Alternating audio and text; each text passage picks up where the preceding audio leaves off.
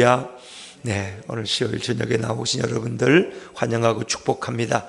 예수 품에 안기어서 날마다 위로받는 인생들 되시기를 주의 이름으로 축원합니다. 네, 저는 그래서 예수 품 교회 이름이 참 좋다 생각이 듭니다.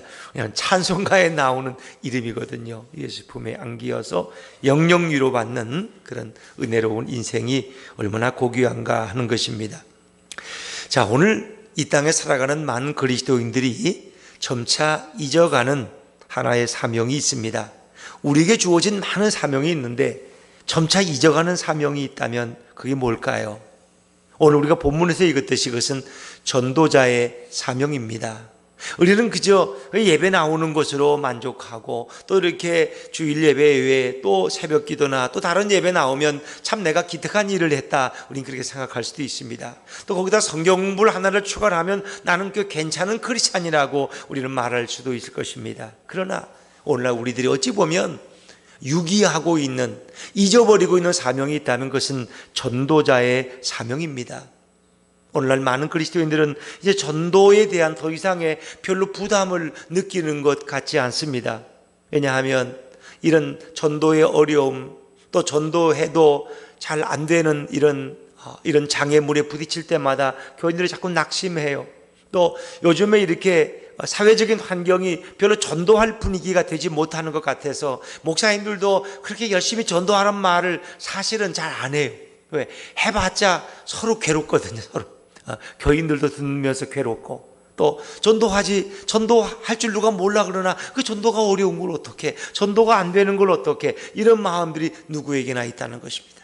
나는 교회 나오는 것만도 이거 지금 보통 결단하고 나오는 게 아니라 나보고 전도까지 하라 그래? 이게 참 힘들다, 그런 게 느껴지거든. 한 주간 동안 힘들게 살다가 교회에 와서 좀 뭔가 위로를 받으려고, 좀 축복을 받으려고 왔는데 거기다 또 앉혀놓고 전도를 몇 명을 했느냐, 왜 전도를 안 하느냐 그러면 교인들이 그냥 다 고개를 푹 숙이고 그냥 다 죄인이 되는 거예요. 죄인이. 그래서 목사님도 그 느껴요. 목회자들도 전도 설교를 하면 교인들이 자동적으로 눈을 감는다든가 고개를 숙인다는 걸 느껴요. 왜?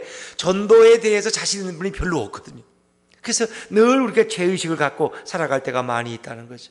그러나 여러분, 우리가 불편하게 느끼든 또 불편하지 않게 느끼든 전도라는 것은 어찌 보면 우리 교인의 본질이라고 말할 수 있습니다. 예수님은 지자들을 부르셔서 제일 처음에 하신 일이 그들을 전도자로 파송하신 것입니다. 어찌 보면 모든 성도가 부름받은 이유는 전도자의 일을 하기 위함이다. 그래서 제자는 곧 전도자라고 말할 수 있습니다. 예수님께서 제자들을 부른 첫 번째 목적이 소개되는데 그것이 마태복음 4장 19절입니다.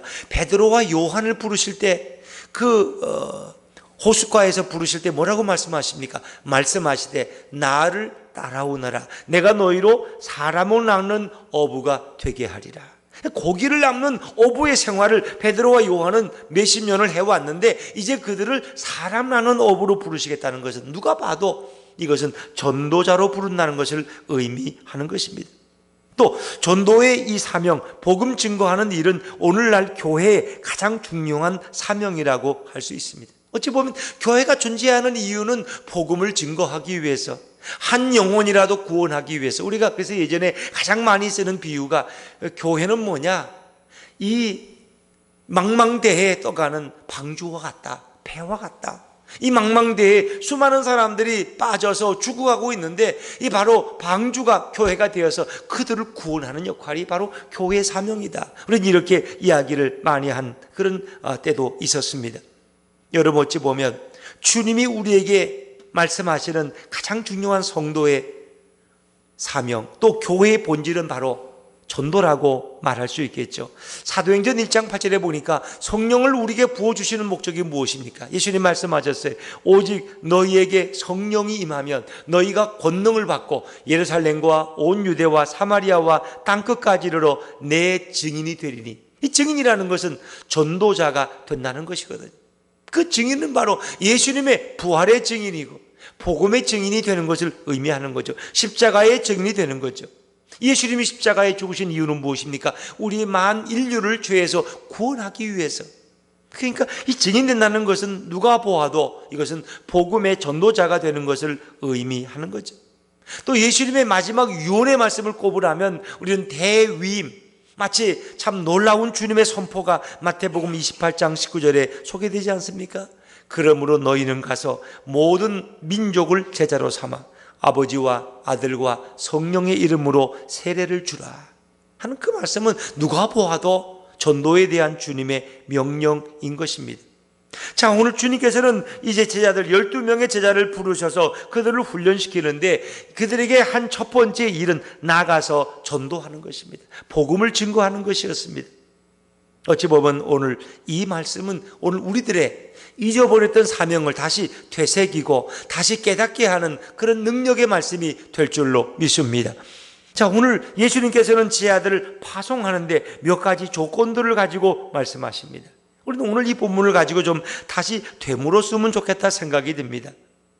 우리는 질문으로 이 말씀을 시작하고 싶습니다. 자, 우리 7절 말씀을 한번 읽어볼까요? 7절입니다. 7절 시작.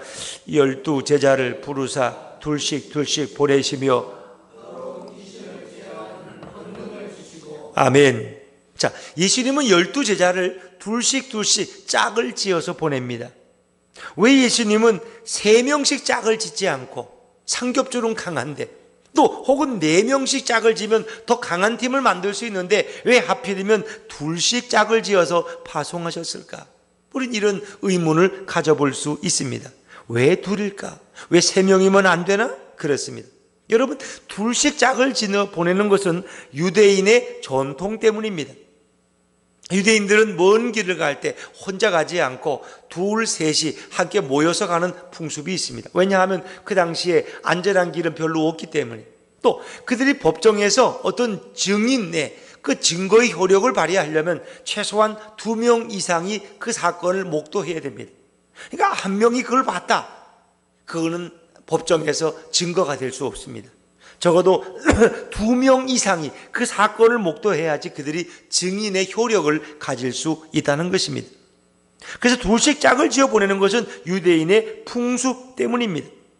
또 당시에도 전도는 그리 쉬운 일이 아니었을 것입니다.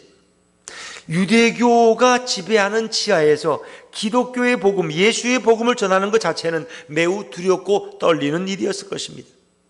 이제 그들에게 가서 여러분, 율법으로만 구원받는 것이 아니라 율법으로는 구원이 없습니다. 율법으로는 죄를 깨달을 뿐입니다.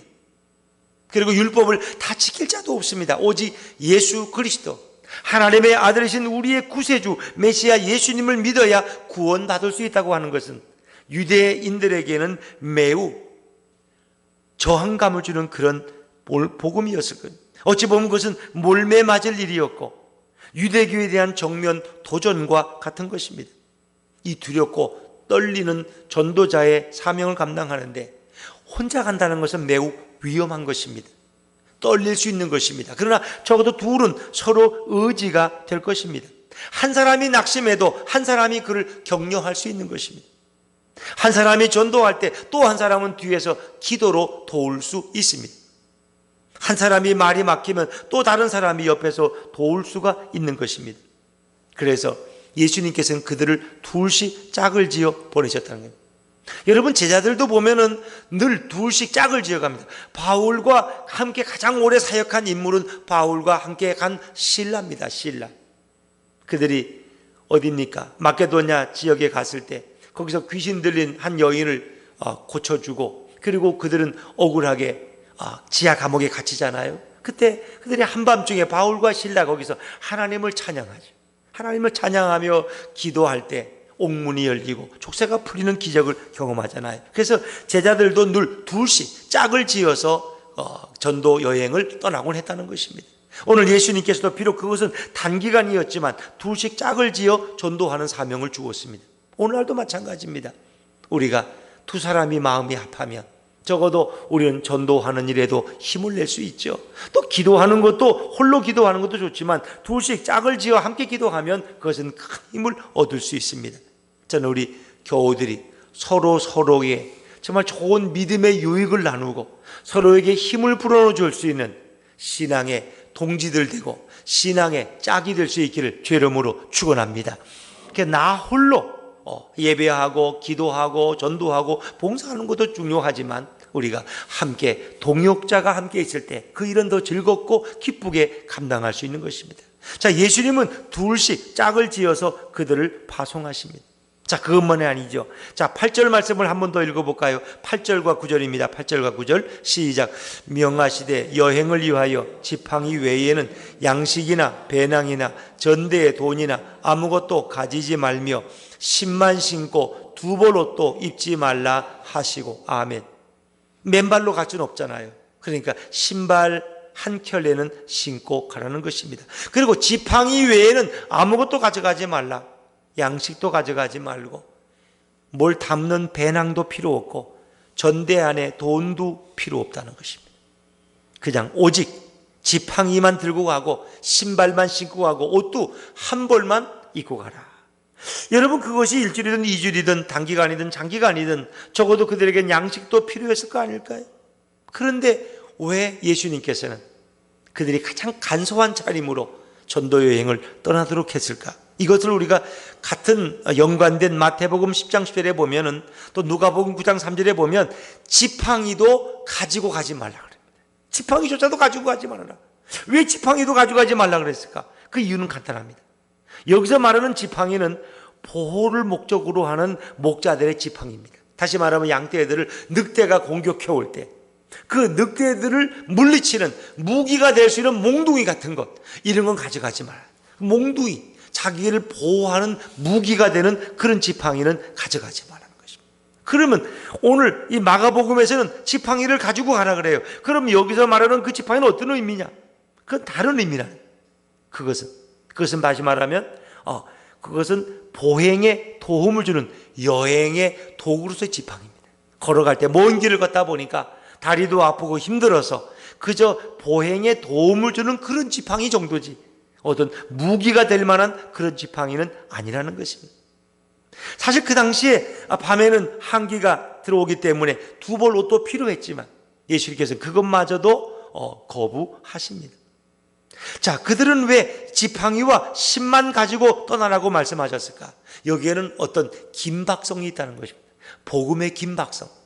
만약 그들이 전도여행을 떠나기 위해서 전대에 돈을 준비하고 배낭에 쌀을 넣고 다른 옷가지들을 몇 가지씩 싸다 보면 시간이 걸린다는 것입니다. 그러나 복음은 가서 지금 빨리 전해져야 되기 때문에 여러분, 오늘 예수님의 말씀의 출발은 출애굽에서 시작된다는 거 아십니까? 이스라엘 백성이 마지막 10번째 장자의 죽음을 당하고 그들이 이제 무교절과 유월절을 지내면서 애굽에서 나오게 되는데 그때 하나님은 그들에게 뭐래요? 너희는 지팡이 하나 들고 그리고 신발을 신고 그리고 나오라는 것입니다. 급하게 그것도. 왜? 그것은 긴박하기 때문에. 저 애굽인들의 마음이 언제 변할지 모르기 때문에 너희는 다른 것들은 챙기기보다 먼저 우선적으로 지팡이와 신발만 신으면 뛰어나오라는 것입니다. 그것은 오늘날 복음의 긴박성을 이야기하고 있는 것입니다. 또 여기에 우리가 또 오늘 후대에서 그것을 바라보면 생각할 수 있어요. 오직 너희의 관심은 오직 복음에만 두라는 것입니다. 다른 건 뭐 이것저것 챙기고 혹시 뭐 선교여행 가서 라면도 필요할지 몰라. 그래도 김치도 가져가야지. 아프리카 가서 일주일 지냈는데 김치 없이 어떻게 살아. 이것저것 챙기다 보면은 여행을 가는 건지 전도하러 가는 건지 모른다. 오직 복음에만 관심을 가져라. 복음에만. 또한 자기 신발이나 의식주나 뭐 양식이나 이런 일체는 염려하지 말고 하나님만을 신뢰하라는 것입니다. 전도자에게 그 모든 것은 누가 주신다? 하나님이 주신다. 하나님이 공급하신다. 하나님. 그래서 그런 것들에게는 신경 쓰지 말고 오직 너희가 믿는 하나님만을 신뢰하는 것을 배우라는 것입니다. 또 너희가 의지할 만한 이 모든 소유를 다 포기하고 버림으로 오직 절대적으로 전도자는 하나님만 의존하라는 거예요. 하나님만. 그래서 마태복음 6장 33절 보면 뭐예요? 무엇을 먹을까 입을까 마실까 염려하지 말라. 너희는 먼저 하나님의 나라와 그의 의를 구하라. 그리하면 이 모든 것을 너희에게 더하시리라. 선교지에 가서 일생을 선교하다가 돌아온 선교사님에게 당신은 그 30년 동안 외국에서 선교하면서 얼마나 많은 후원을 받으셨습니까? 나는 누구에게도 도와달라고 요청해 본 적이 없다. 나를 후원하는 것은 바로 마태복음 6장 33절 말씀이었다. 나는 그곳에 가서 하나님의 나라와 그것을 위해서, 그 의를 위해서 구했더니 하나님이 필요한 것을 채워주셨다는 고백을 하는 것입니다. 자, 우리는 선교사 나가려면 어떡합니까? 제가 아는 이렇게 몇 분의 목사님들 보니까 선교하러 나가니까 먼저 카드를 만들어가지고 만나는 사람들마다 계좌번호하고 이렇게 선교하러 가니까 여기다가 얼마씩 하라고, 매달 10,000원씩 또 50,000원씩 100,000원씩 선택해서 하라고 말해요. 이렇게. 그게 우선이에요. 왜? 돈 없으면 인도 가서 못 견딘다는 거예요. 아프리카 가서 돈 없으면 못 견딘다는 거예요. 그게 우선이에요. 그게 우선.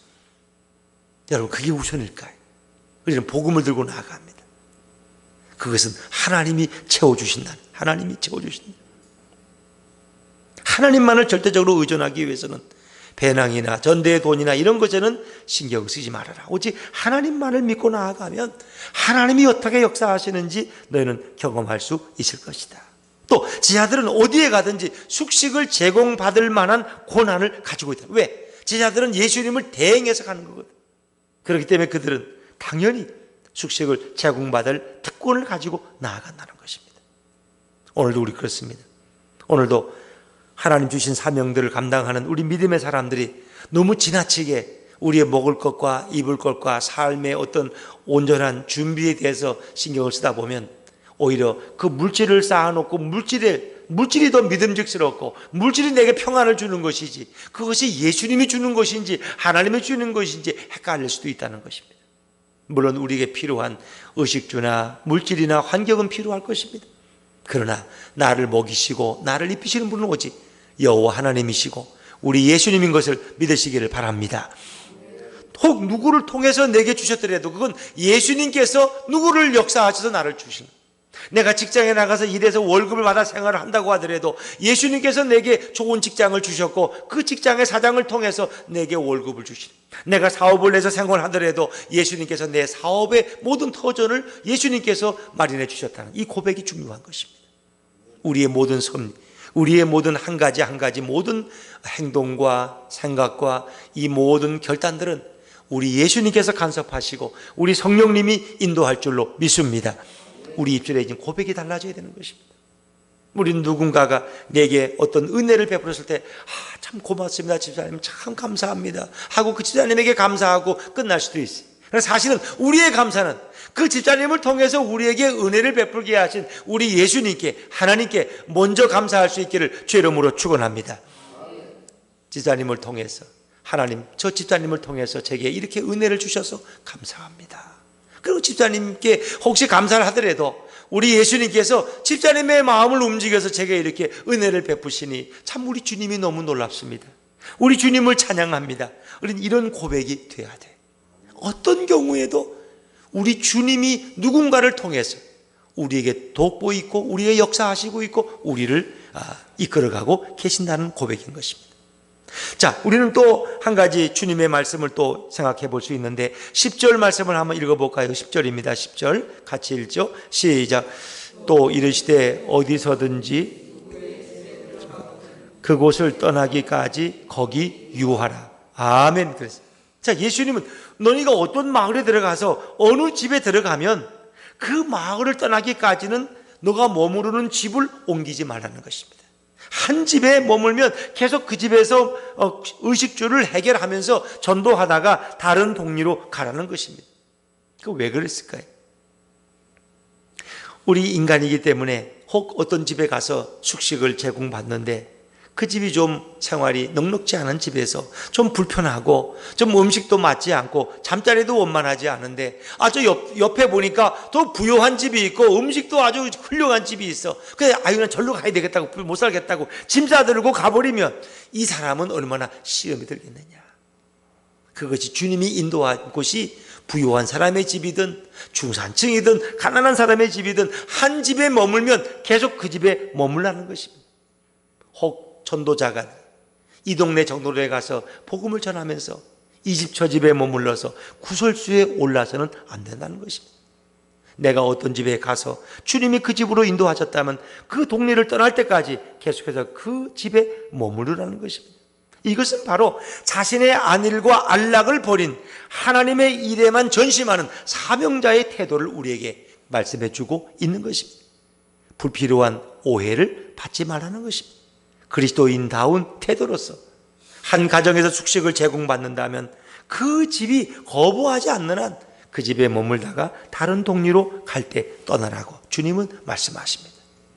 적어도 우리는 어떤 인간관계 속에서도 그리스도인다운 삶을 살아야 되는 것입니다. 조금의 더 나은 음식을 위해서, 조금 더 나은 잠자리를 위해서 나에게 지금까지 은혜를 베푼 그 가정을 외면하고, 그래서 내가 떠남으로 그 집에 상실감을 주는 그런 행동은 하지 말라는 것입니다. 사실 우리 그리스도인들이 남긴 자리에는 좋은 향기가 남고 아름다운 미담이 남으면 얼마나 좋습니까? 근데 그렇지 않은 경우가 많이 있어요. 너무나 인간적인 모습들. 어느 교회 단기 선교팀 20명, 30명이 와서 외국의 어느 지역에 머물다 갔고, 또 국내 선교하면 시골의 어느 지역에 머물다가 떠났을 때 정말 그들과 함께 생활했던 그 지역의 많은 사람들이 우리는 정말 이 30명의 그리스도를 만났다, 우리는 정말 30명의 천사들과 함께 생활했다, 이런 마음을 줄 수 있느냐는 거예요. 그들도 우리와 다를 거 없어, 우리보다 더해. 그들의 입에는 불평이고 그렇다. 제가 전에 선교된 교회에서 그런 경험이 있어요.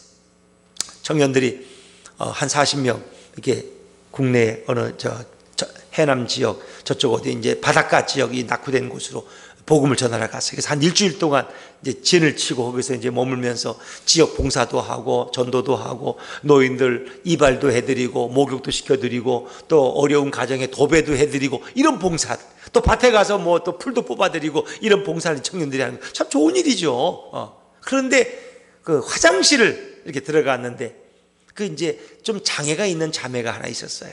근데 그 자매가 이제 다른 건강한 사람들에게 좀 불편하죠. 그 장애가 화장실에 자매가 있는데 그 밖에서 이제 화장실 앞에서 막 이렇게 세수하고 씻으면서 쟤는 왜 따라와가지고 이렇게 우리를 힘들게 하는지 모르겠다.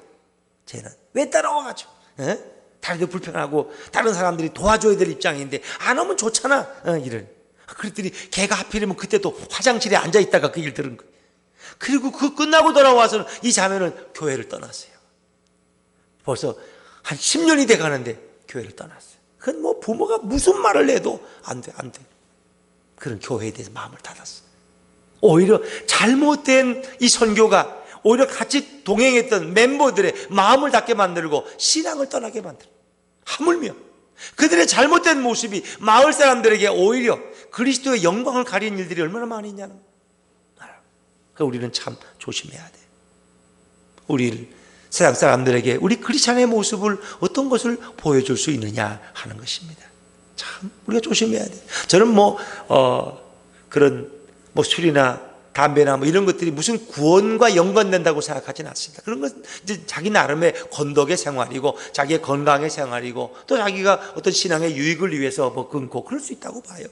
천주교인들은 그러면 다 구원 못 받겠네. 술도 마시고 신부부터 담배도 피우고 다니는데 그것들은 어떻게 구원받아? 그렇게 말하면 또 이 계산이 어려운 거죠. 그래서 그거는 어떤 구원의 문제와 연결시키기보다는 하나의 건덕의 문제입니다. 제가 언제 가면 어느 식당에 가서 저녁에 주일날 교인이 이렇게 회를 대접한다 그래서 갔는데 꼭 들어오는 분이 교인 같아. 보니까 교인 같아. 가방 하나 들고 오니까 저분은 아마 회계 집사님 같고 그러면서 늦게까지 이제 회계 일하고 둘이 들어오는 거, 둘이가 셋인가. 그리고 이제 배고프니까 이제 식사를 하러 오신 거예요. 그런데 이제 그 회를 시켜놓고는 그 참이슬 2병만 달라고 그래가지고 이제 한 잔씩 마시면서 교회 얘기를 하는 거예요. 집사님 하면서. 아니 그러면 그냥 식사만 하고 가든지, 그러면 술을 시켰으면 집사님이란 얘기를 하지 말든지 교회 얘기는 하지 말든지 둘 중에 하나는 하지 말아야 될 거 아니야. 누가 술 먹는다고 누가 그걸 뭐라 그래 지옥 간다 그래요? 그 집에 가서 먹든지. 거기서 왜? 꼭 가방 들고 다니는 게 꼭 회계집사 폼이야. 내가 보니까. 여러분, 그 덕스럽지 못하거든요. 그러니까 아마 제자들도 그 지역에 가서 복음 증거하면서 오히려 사람들과 사람들 사이에 갈등을 만들어 놓고 상실감을 느끼지 않도록 오히려 한 집에 계속 머물다가 그 동네를 떠나라 하는 이런 주님의 배려가 아니었겠느냐 생각하는 것입니다. 정말 전도하기가 어려워요. 그게 제일 좋은 건 우리 그리스도인들이 그냥 그리스도인답게 살아가는 거예요. 그리스도인답게. 그래서 예수 믿는 사람들은 말 한마디가 다르고 행동이 다르구나. 뭔가 달라. 근데 어느 날 보니까 성경책을 들고 어디로 가는 거예요. 역시 교인이시군요. 그렇습니다. 가까운 교회 다닙니다. 역시 교인이 달라. 교인 달라. 이 느끼는 기다. 꼭 예수 믿으라고 권면하지 않아도 그가 느끼는, 예수 믿는 사람들에 대한 느끼는 그런 마음에 풍기는 이런 마음이 있지 않습니까? 자, 예수님은 그것만 아니죠. 또 한 가지를 더 명령하셨는데 우리 한 번만 더 읽어보죠. 11절 말씀입니다. 11절 말씀 같이 읽죠. 시작. 어느 곳에서든지 너희를 영접하지 아니하고 거기서 나갈 때에 발 아래 먼지를 떨어버려 그들에게 증거를 삼으라 하시니 아멘. 그랬습니다. 왜 신발에 먼지 터는 명령을 예수님은 이렇게 내리신 이유가 뭘까 하는 것입니다. 그 사람들이 마음이 강팍해서 전도자들의 복음을 영접치도 아니하고 듣지도 않는다는 것입니다. 사실 예수님도 이런 배척당한 것을 우리는 한 2주 전에 생각했어요. 예수님께서도 자기 고향에서 배척당하셨어요. 그래서 거기서는 더 이상 기적을 행하실 수 없고 그저 몇몇의 병자를 고칠 뿐이었더라. 그리고 그들의 믿지 않음을 예수님은 이상히 여기었다. 그렇게 말씀하셨어요.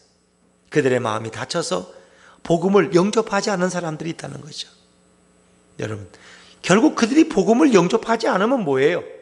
그것은 복음 전하는 사람이 시험당하는 것이 아니라 결국 복음을 거부하는 그들에게 문제가 되는 거죠. 복음을 듣지 않고 복음의 마음을 닫아버리면 그들은 결국 예수의 복음을 듣지 못하고 그들은 결국 심판에 이르고 지옥 갈 인생이 되는 것입니다. 그래서 이 발 아래 먼지를 터는 습관은 유대인들이 이방 지역을 다닐 때 그들로부터 배척을 달고 돌팔매질을 당할 때 그들은 신발을 털고 그 지역을 떠나는 그런 습관과 전통을 가지고 있다고 하는 것입니다. 그러니까 복음을 거절한 것에 대해서 스스로 너희는 책임져야 된다. 또 그들에게 공개적으로 알리기 위해서 제자들은 신발에 흙을 털고 그 마을을 떠나곤 했다는 것입니다. 그것은 하나의 공개적인. 그래서 어떤 너희들이 우리를 거부하고 배척하고 받아들이지 않는 데 대한 개인적 원한이나 어떤 복수의 차원이 아니라 하나님의 아들이신 예수의 복음과 권위를 거부하는 그런 관점에서 복음을 거부하는 자가 당할 그 심판을 느끼게 하는 것이 바로 신발을 터는 행위다. 어떤 집이 우리를 영접하지 않을 때 그 집 앞에서 신발을 털고 떠나는 것은 이 모든 일에 대해서 나는 책임이 없다는 그런 의미도 있겠죠. 그러나 마음을 열지 않고 복음을 영접하지 않은 너희는 바로 결국 하나님의 심판을 피할 수가 없을 것이다 하는 그런 하나의 무서운 경고가 거기는 동시에 담겨져 있는 것입니다. 여러분, 오늘 이 시대에도 복음은 전해져야 되지 않겠습니까? 그것은 왜 회개의 복음이기 때문입니다. 우리 12절 13절 말씀 한번 읽어보죠. 12절 13절입니다. 시작. 제자들이 나가서 회개하라 전파하고 많은 귀신을 쫓아내며 아멘. 결국 복음은 회개로부터 시작되는 것입니다. 과거의 삶을 뉘우치지 않으면, 과거의 삶에서 돌이키지 않으면 그는 새로운 질서에 들어올 수 없는 거예요. 그는 과거의 이 어두움의 나라, 사단의 나라를 벗어나지 않으면 광명과 빛과 구원의 나라인 하나님의 나라 백성이 될 수가 없는 것입니다. 그 첫 번째가 바로 회개라는 것입니다. 나의 과거의 삶을 다 내려놓고 예수 그리스도를 믿음으로 그와 함께 새로운 하나님 나라의 질서에 속하는 것이 바로 회개고 그것이 바로 구원이라고 말할 수 있습니다. 제자들은 나가서 회개하라 전파하고 그리고 거기서 그들을 사로잡고 있는 귀신들을 추방했다는 것입니다. 결국 사람들이 마음을 못 열게 하고 복음을 거절하게 하는 요인이 무엇입니까? 그것은 마귀와 사탄의 일이라는 거죠. 그래서 그들에게서 귀신을 쫓아내고 또 병자에게 기름을 발라 고쳤다. 예수님은 전도자들을 보낼 때 귀신을 제어하는 권능을 부어주셨다 그랬습니다. 사실은 우리가 한국에서는 이렇게 교회 생활하면서 많은 기적을 체험하지는 않죠. 물론 우리가 예수 믿고 구원받은 것도 제일 큰 기적입니다만은 그러나 더 많은 기적이 이 선교지에서 일어나고 있죠. 선교지에서. 그래서 한국에서는 너무 그냥 모든 것이 환경이 좋으니까 그렇게 생활하다가 이 선교지에 가면 병원도 없고 정말 지금 당장 기도하지 않으면 사람이 죽어가야 될 상황에 그들이 기도할 때 거기서 소경이 눈을 뜨고 병자가 일어나는 이런 기적을 통해서 제일 놀란 게 그 선교 대원들이 제일 놀라는 거. 어떻게 이런 일이 있을 수 있느냐. 하나님은 오늘도 제3세계에 복음이 증거되는 그 현장에서 오늘도 일하고 계시고 역사하고 계신 줄로 믿으시기를 바랍니다. 어찌 우리는 지금 너무 태만해서 그런 기적을 기대하지도 않아요. 그럼 병원 가면 되는 거지 뭐. 그러나 그런 열악한 환경 속에서 우리는 할 수 있는 것이 기도밖에 없어요. 기도하게 무릎을 꿇을 때 하나님은 일하시고 그들을 복음으로 참으로 이렇게 회복시켜 주시는 것을 볼 수가 있는 것입니다. 우리 주님이 가장 기뻐하는 일이 전도고, 그럼 반대로 마귀가 제일 싫어하는 게 뭐예요? 전도예요. 전도. 예수님이 가장 기뻐하는 게 영혼 사랑하는 거, 전도하는 거. 마귀가 제일 싫어하는 것이 전도다. 그러니까 전도하자 그러면 제가 전도하자는 말도 잘 안 하지만은 전도하자 그러면 상을 찡그리는 사람은 마귀와 좀 촌수가 가까운 사람. 마귀는 전도를 제일 싫어요. 하여튼 예수 얘기하는 거, 예수 찬양하는 거 마귀는 제일 싫어요. 마귀는. 예수 얘기 안 하면 마귀는 너무 좋아요. 예수 얘기하지 말고 그냥 모여서 예배드려. 그리고 그냥 재미있게 놀다가 놀러도 같이 다니고 여행도 다니고. 그러나 예수 얘기는 자꾸 하지 마. 전도 절대 하지 말고. 마귀는 자꾸 우리한테 당부한다. 그러나 전도하면 싫어. 예수를 얘기를 하면, 예수님을 드러낼 때 마귀는 제일 싫어요. 마귀는. 여러분, 그것은 영적인 전쟁이고 영적인 싸움이기 때문인 것입니다. 영적인 싸움. 어떤 목사님이 늘 설교에 주 메뉴가 예수야, 예수. 예수. 그랬더니 어느 날 그 교회 오래된 장로님이 설교 중간에 문을 콱 열고 나가면서, 왜 목사님은 맨날 예수 얘기만 해요? 예수 얘기만. 못 듣겠어. 그리고 나가더라는 거예요.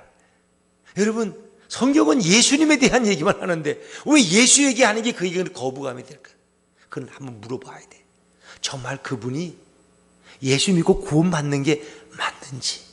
그냥 교회 오래 다니다 보니까 그냥 이 동네 오래 또 있었고 자기 또 김씨 가문이고 그러니까 그냥 예우상 그냥 장로가 되고 이렇게 거기서 생활하는지 한번 깊이 물어봐야 돼요.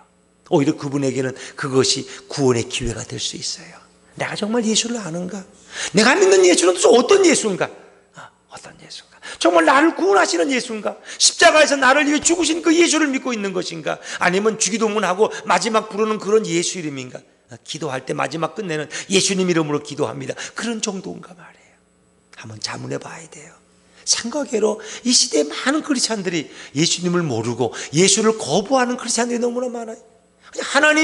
하나님 넘어가. 요즘 다원주의자들은 불교에 가도 구원이 있고 기독교에도 복음이 있고 저 유교에도 구원이 있고 다 구원이 있어.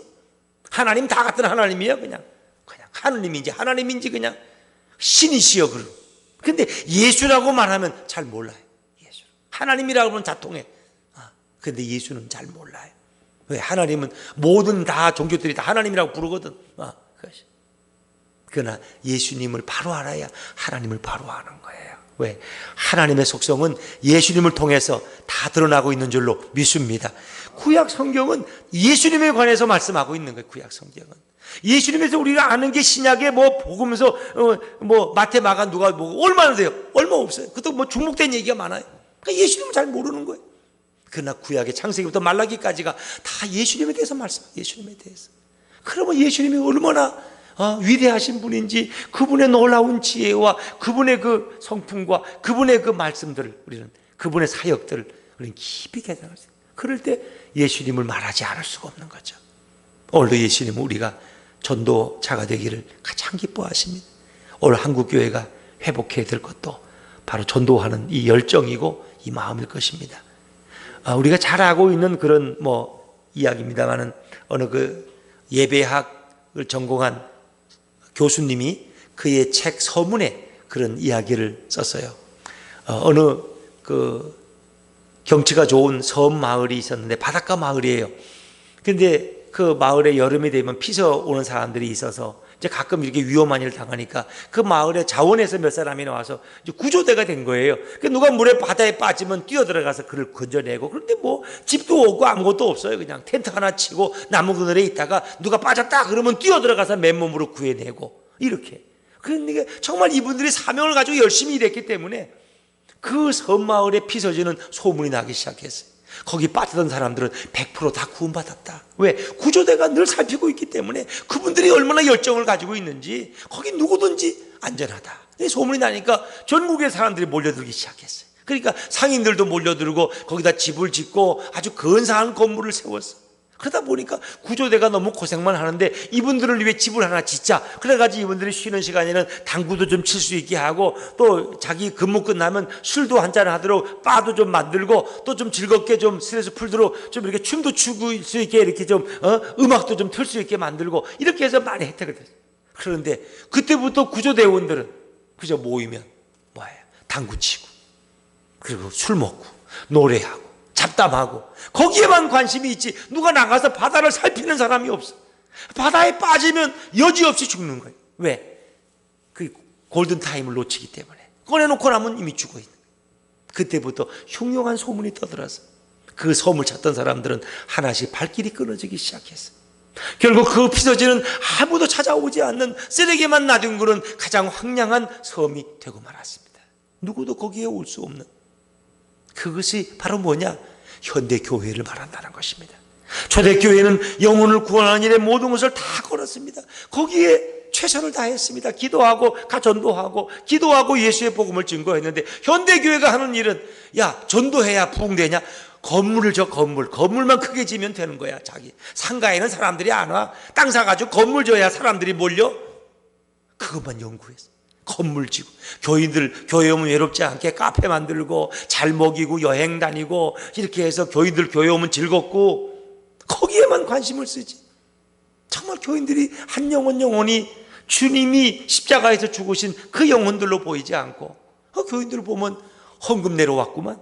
의사가 한 사람 들어오면 저도 돈 도와주러 왔구만 하는 것처럼 사람들을 헌금 정도로나 보고 머리 숫자로나 보고 자기 교회 세력 정도로만 여긴다면 정말 그 한 영혼을 예수님의 마음으로 보지 않는다면 그건 현대교회가 타락하고 있다는 모습인 것입니다. 구조대원들이 그 생명에 대한 사랑 때문에 밤을 지새면서 바다를 지키던 그런 열정을 잊어버리고 좋은 건물에 거기에는 관심이 없이 사람들이 죽어나간다면 오늘날 영혼이 죽는 것도 말할 수 없지만 오늘날 얼마나 많은 사람이 죽습니까?